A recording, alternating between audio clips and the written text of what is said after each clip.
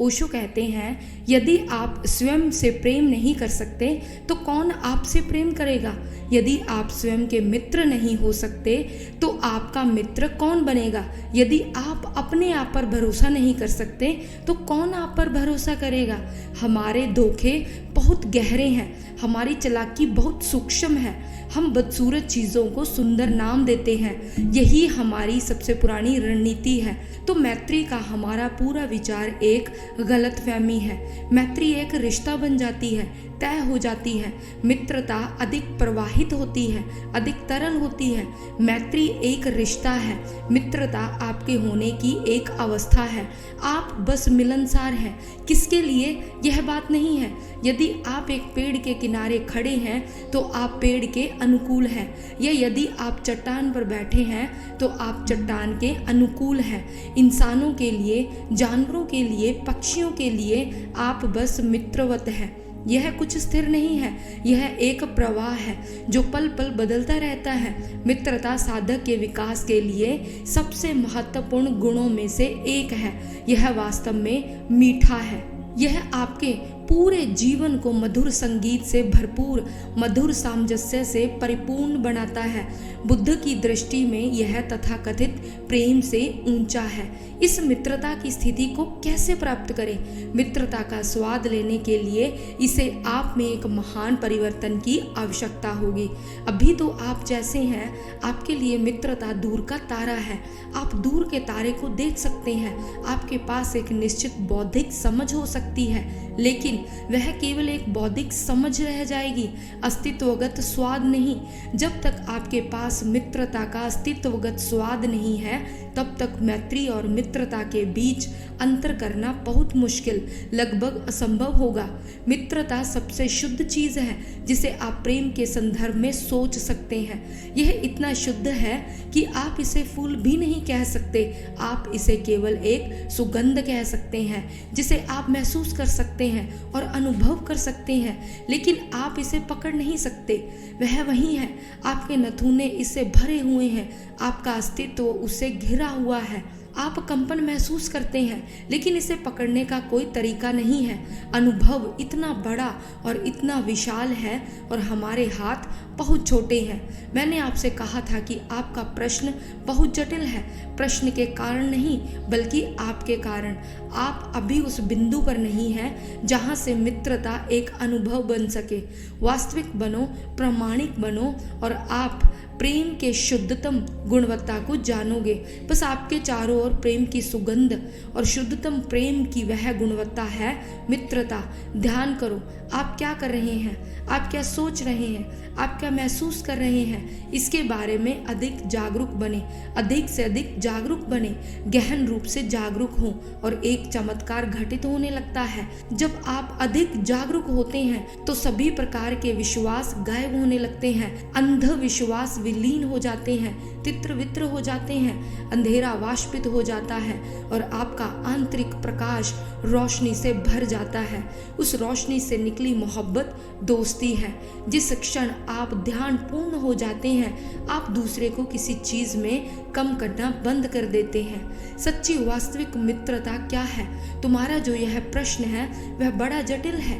इससे पहले कि तुम यह समझ सको कि सच्ची प्रामाणिक मित्रता क्या है, तुम्हें कुछ अन्य चीजें समझनी होंगी। सबसे पहले है मित्रता। मित्रता वह प्रेम है जो बिना जैविक कारणों से होता है। यह वैसी मित्रता नहीं है जैसा कि तुम सामान्य रूप से समझते हो, प्रेमी या प्रेमिका की तरह। यह जो शब्द मित्रता है उसे किसी भी तरह यौनाकर्षण से संयुक्त कर देखना निरी मूर्खता है। यह सम्मोहन और पागलपन है। जैविकता प्रजनन के लिए तुम्हारा उपयोग कर रही है। अगर तुम यह सोचते हो कि तुम प्रेम में हो तो तुम गलती में हो। यह केवल हार्मोन्स का आकर्षण है। तुम्हारे शरीर का रसायन बदला जा सकता है और तुम्हारा प्रेम नदारद हो जाएगा। हार्मोन्स का केवल एक इंजेक्शन और पुरुष स्त्री बन सकता है और स्त्री पुरुष बन सकती है। मित्रता है बिना यौनाकर्षण का प्रेम। यह एक दुर्लभ घटना बन गई है। अतीत में यह महत्वपूर्ण घटना रही है, पर अतीत की कुछ महान अवधारणाएं बिल्कुल खो गई हैं। यह बहुत आश्चर्यजनक है कि कुरूप चीज़ें हमेशा जिद्दी होती हैं। वे आसानी से नहीं मरती और सुंदर चीज़ें बहुत कोमल होती हैं। वे आसानी से मर जाती हैं और गुम हो जाती हैं। आजकल मित्रता को केवल यौनाकर्षण के संबंध में या आर्थिक स्तर पर या सामाजिकता के तौर पर ही समझा जाता है। वह महज परिचय है या जान पहचान है। मित्रता का मतलब है कि आवश्यकता पड़ने पर तुम स्वयं का बलिदान करने को भी तत्पर हो।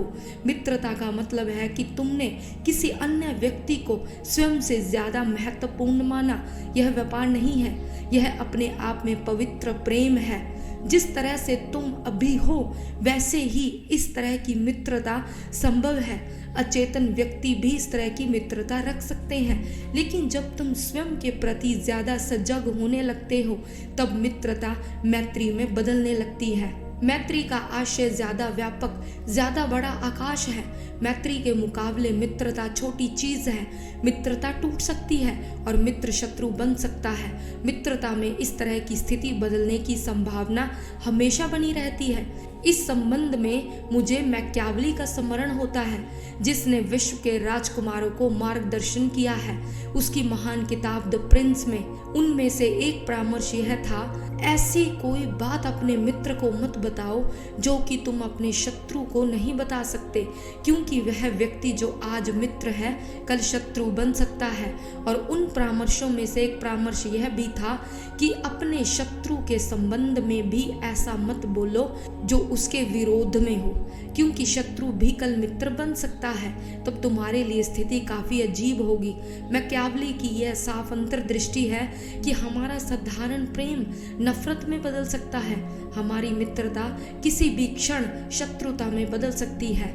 यह आदमी के मन की अचेतन दशा है। यहाँ प्रेम के पीछे नफरत छिपी होती है।